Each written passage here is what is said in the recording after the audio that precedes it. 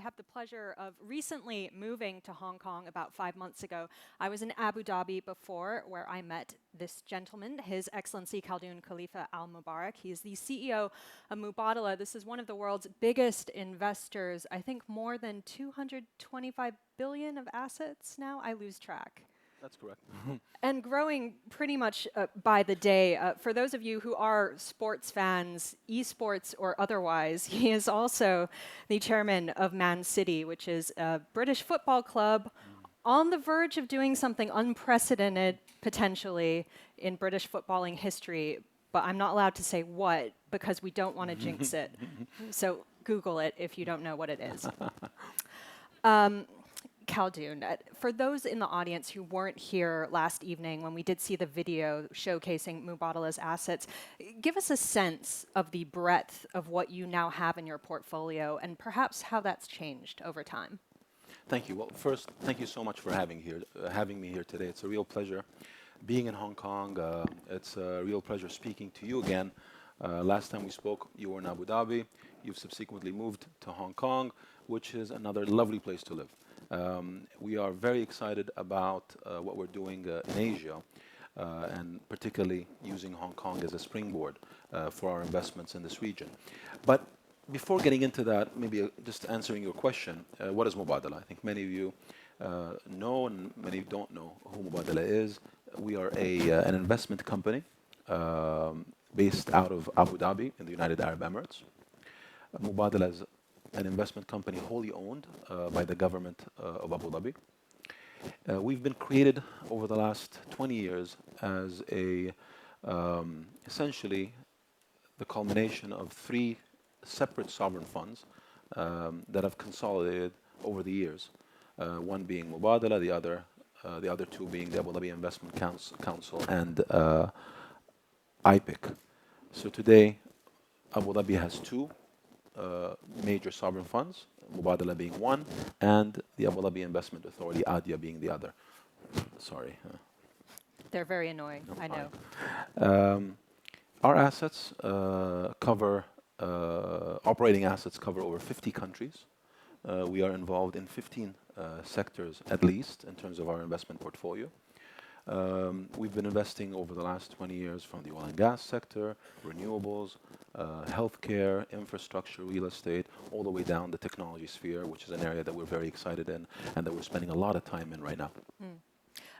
Speaking of that, I'm sure everyone in this room would love to have more color of what exactly you're interested in right now, what you're buying, especially in Asia. Well, in the past, our portfolio was predominantly, let's say, Western-leaning. We're based out of the UAE, so clearly we have a significant portfolio in the UAE, in the Middle East, and North Africa.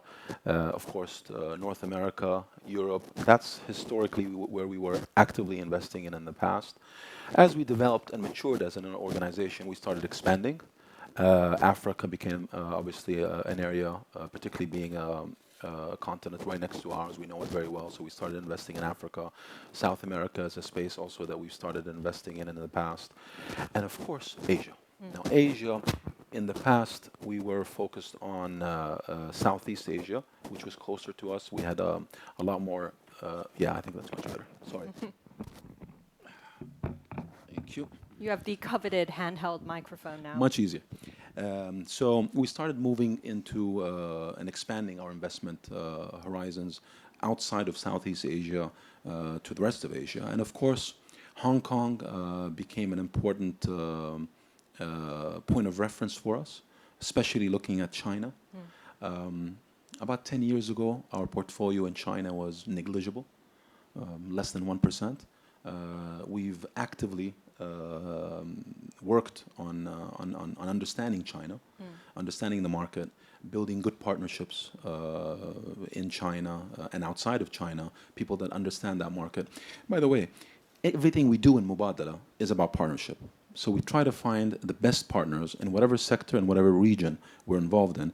And by building these partnerships, it helps us being successful in investing in these markets. So now Asia is a big focus. And as a region, but also, you asked me about what sectors we like. We certainly like technology. I mean, obviously, that's a huge sphere, but it's an area we've really been really focused on over the last 3 years, particularly because we weren't too vested in it, in the same way we weren't too vested in China. So we had to focus, put teams together, allocate capital towards that space. And I must say, now looking back, we've done a good job. I'm very happy with how we've progressed in both these areas, both in China as a country or Asia as a continent, but also, of course, in that technology sphere, which we can talk about a bit later too. I definitely want to talk about that. But before we do, the opportunity that you see in China, give us a little bit of color on what you see there. And I guess another way of phrasing this question is, why didn't you get in earlier?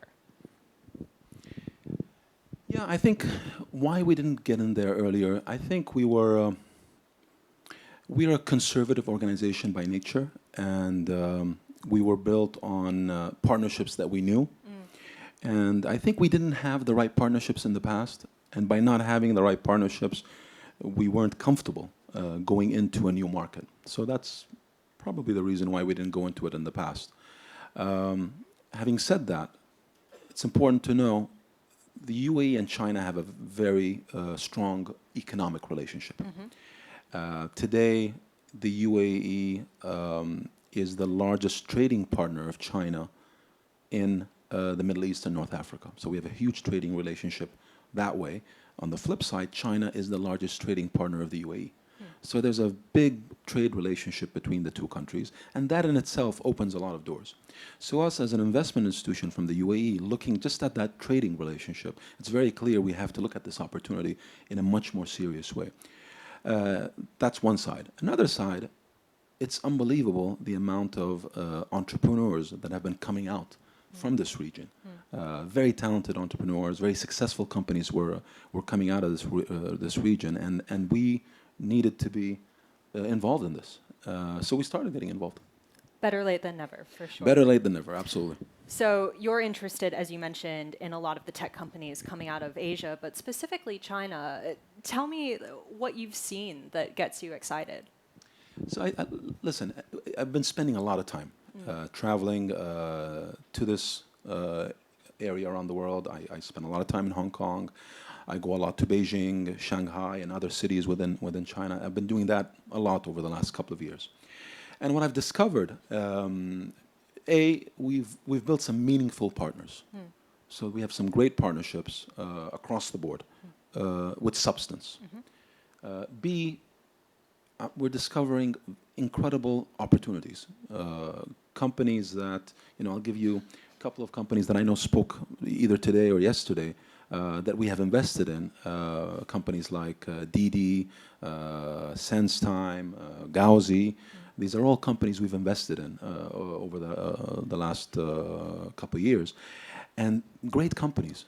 But leaving the companies aside, the management teams, superb. Really highly talented executives that are building these companies. And that's something that we certainly appreciate and gave us a lot of confidence as we continue to invest in this region. We've also built very good partnerships with fund managers, companies out of Hong Kong, out of Shanghai, that have done also extremely well for us. They've been some of our top performing fund managers within the group. So it's been very positive, I have to say. Very positive experience so far.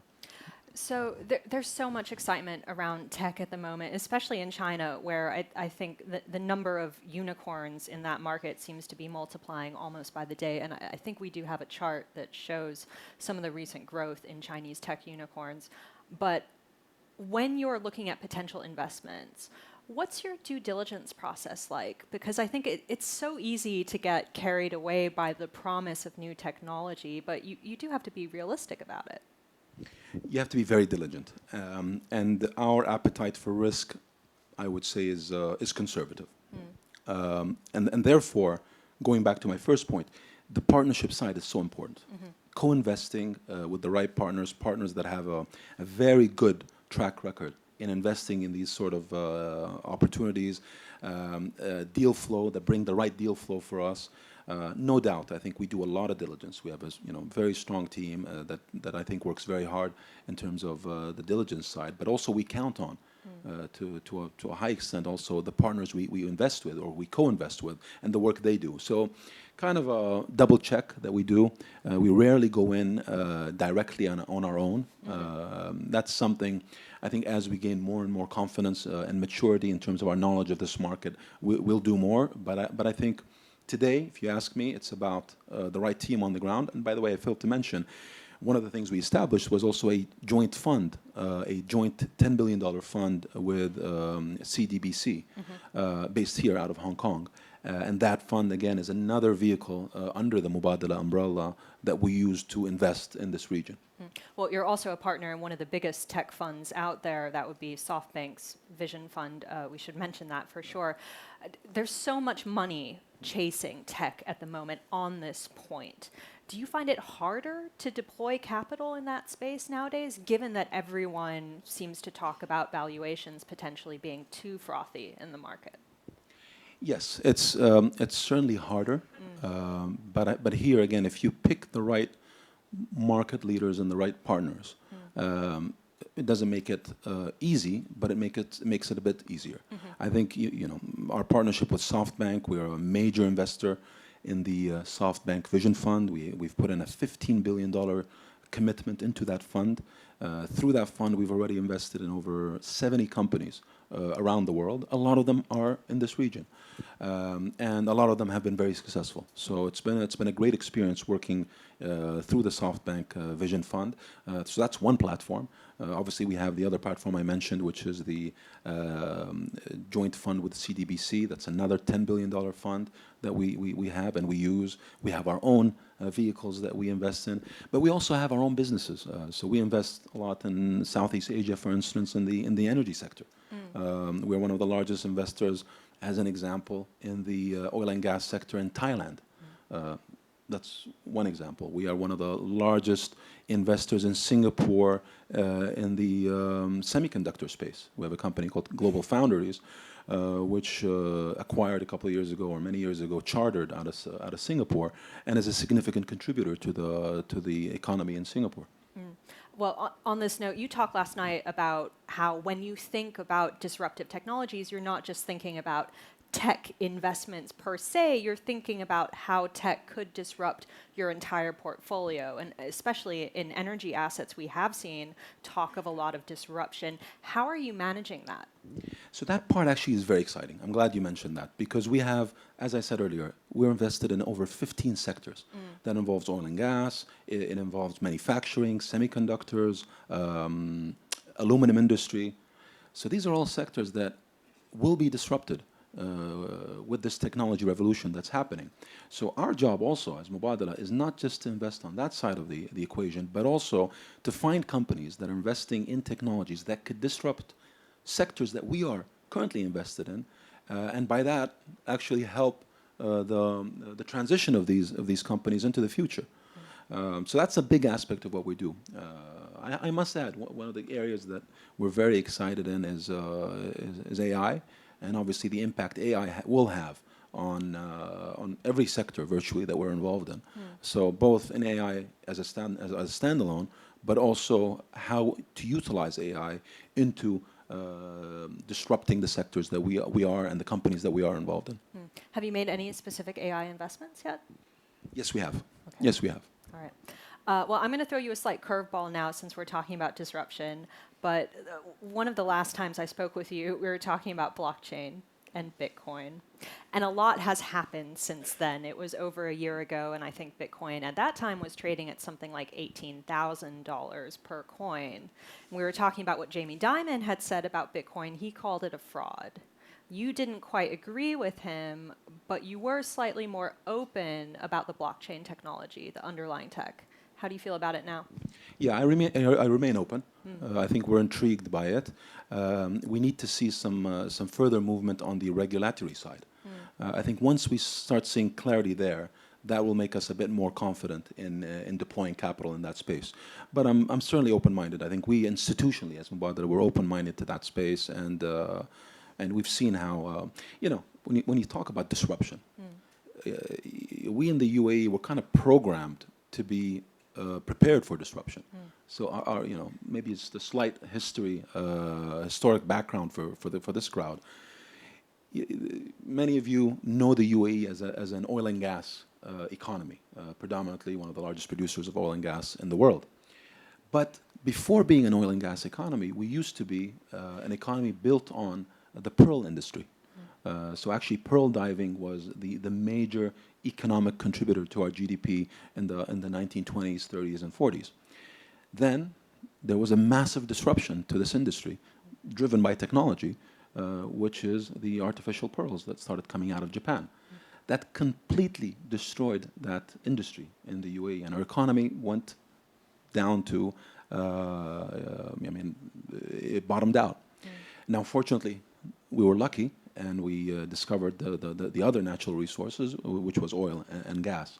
So from that perspective, we are kind of programmed in the UAE to anticipate this sort of disruption and to be prepared for it. It's kind of in our DNA. I'm glad you brought up that point, actually, because for those in the room who don't know, I mean, Mubadala is really central to a lot of the UAE's diversification efforts. And this is a long-term planning project for what the country wants its economy to look like. What do we mean when we say diversification? What is the UAE economy in 10 or 20 years going to look like? So about 30 years ago, give or take, more than 80% of our GDP was coming from the oil and gas sector in the UAE. Today, less than 30% is contributed from the oil and gas. So you can see the country has carefully, over the last 30 years, developed many sectors in order to evolve and diversify from the dependence on solely oil and gas. In the future, I think if we look at the next 20 years, we're focused in the UAE into continuing this diversification strategy, continuing to push down the contribution of oil and gas to our GDP. Not to say that we are against oil and gas. Oil and gas is our bread and butter. It's going to always be a very important contributor to our GDP. But we need to continue to grow our economy, opening up new sectors. Tourism, for instance, is a new sector that didn't exist 30 years ago, or very small. That's one example of a sector that the UAE has been very careful in developing over the last 30 years. For many of you who've been to the UAE, they will know what I'm talking about. For the ones who haven't, the UAE does not have the pyramids. We don't have the Taj Mahal in India.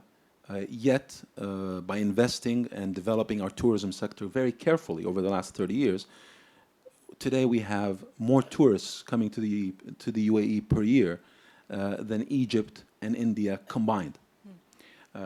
So, I guess the moral of the story here is if we have a strategy and you build on it and you invest in the right infrastructure to develop that sector, you can succeed. And the UAE has proven it's been able to do that, in not just in the tourism sector, but many other sectors.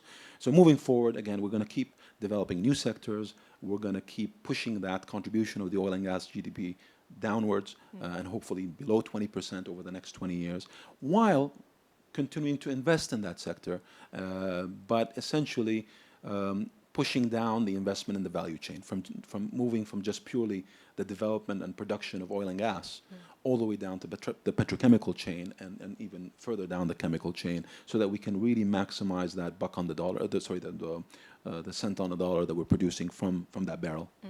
Well, here's a related question. Mubadala is a long-term investor, to say the least. What do your exits look like from your investments, or is it something that you don't really think about for the time being because you're really planning for a long-term future? No, we absolutely look at it. That's a very important area for us. We are an investment institution. We have a long-term horizon in terms of our projection for the future, but monetization is a very big part of what we do. And over the last 3 years, I think anybody that's been following Mubadala has seen us very active in that space. We've been making monetizations on public equities, significant public equity bets that we've taken, i.e. investments we've made in companies like BP, AMD. These are all big bets we've taken on in these companies that have recouped very good profits for us. We've also been, I think, successful in selling equities or private equity and assets that we wholly owned that were not public. And again, good businesses that reached the right stage in their maturity and were ready for monetization, and we've done that. We've done that also through IPOs, and we've IPO'd several companies over the years, and that continues to be the ethos that Mubadala pursues. So monetizations is dead bang within our strategy. We continue to monetize and reinvest. You mentioned new business just then. This is my opportunity to segue in a potentially sensitive topic. Last week, Bloomberg reported that Mubadala had halted doing new business with Goldman Sachs. For those that don't know, Goldman Sachs has been involved in the 1MDB scandal. IPIC, which is now part of Mubadala, got rolled in, guaranteed the 1MDB bond. What did Abu Dhabi learn from that experience? Well, first of all, I have to be careful how I comment on this issue, because it's a legal process that's as you know is taking place between us and Goldman. We've come into this as Mubadala through our acquisition of IPIC. The situation around the 1MDB conspiracy is quite disturbing, and what we had to do is really essentially get in there. Start pursuing the proper legal routes in order for us to get to the bottom of it and ensure that our rights are preserved. And I think from that perspective, any organization that was involved in this, we had to, and I think we are, and we will continue to do what we need to do to preserve and protect our interest. All right. Setting that aside, one of the challenges that a lot of investors in the market have faced recently has to be a recent sell-off at the end of last year, lots of volatility. Is that an opportunity for a long-term investor like Mubadala, or does it pose some challenges for you? I think a bit of both. Opportunity because we continue to be, as you know, long-term investors, and when we see value in companies we've been looking at that have been corrected through market corrections, that's always an opportunity for us. So that from that perspective, certainly an opportunity. From another perspective, I think it's the markets have been volatile. It's challenging times, generally speaking. We try to continue to always, from a Mubadala perspective, look at the long term, and from that perspective, we should expect, and we do always expect, this ups and downs that come with the markets. But with that, our objective is always to try to sell at high and buy at low. Keep it simple. That's good. And that's the bottom line. Well, one of the headwinds that has been facing the global economy has to be trade tensions between the US and China. You have interests in products which are sort of like squarely in the middle of some of these tensions. What's your take on that issue, and are we going to get a resolution? So, the UAE is an interesting spot because we're in the middle. We have China as our largest trade partner. We have the United States as our third largest trade partner. We are the largest trade partner of China in the Middle East and North Africa, as I said earlier, and we are the largest trade partner of the United States in the Middle East and North Africa. So we are in the midst of this, two regions, North America and China, obviously, and Asia. And in the past, we've been very successful in navigating through that. We are one of the largest investors, sovereign fund investors in North America. We have huge investments that we've made over the years there, so we are significantly connected to the U.S. economy. And as I've been saying all along today, we're investing heavily in Asia and particularly in China. So from that perspective, our interest, of course, is always growth, is always stability, and obviously the resolution of this matter in a quick and swift way. I think, I came here in October last time, and back then, I must say, when I left, I sensed nervousness in a way that concerned me. My view was always that this trade issue was going to be a delicate matter, but a matter that's going to be negotiated over a long period of time, but ultimately will be resolved. When I came in October, I sensed a lot of nervousness. I must say, this time around, I'm seeing, or I'm sensing a lot less nervousness. Yeah. So I think that's just a personal indicator that I have to give. But leaving that aside, I think our view, or my view, is that it is in the interest of both parties that this subject is resolved fairly. I think at the end of the day, it's in the interest of the United States, and it is in the interest of China that a fair and balanced deal is struck. And I expect ultimately, most of the time, logic does prevail. So, my bet today is that logic will prevail. So we talked about trade, a little bit about market volatility, talked about the potential for disruption across portfolios. Are there any other risks on the horizon that you worry about, something that, actually keeps you up at night that we haven't discussed? Well, listen, there's always the intangible risk, the risks that you don't see, that, get you off guard. And over the last couple of years, certainly the world has seen a lot of that. So I think one of the things all of us as business leaders we have to deal with right now is that there's a lot of risks that you see and that you can anticipate, but there's also risks that just suddenly hit you from left field. I'll give an example. Brexit. Brexit, I must say, we did not anticipate that. If you had asked me even a week before Brexit, will that happen? I would have told you highly unlikely. You wouldn't have been the only one. Yeah, but that's the new world we live in. You see the way politics now is moving in many places around the world. You look at many of the governments in the Western Hemisphere going left or right. Big surprises. So these are the things that you do not anticipate, or we don't anticipate today in the same way we used to anticipate in the past. So there's a lot less predictability, and I think from that perspective, that puts a lot of challenges on us.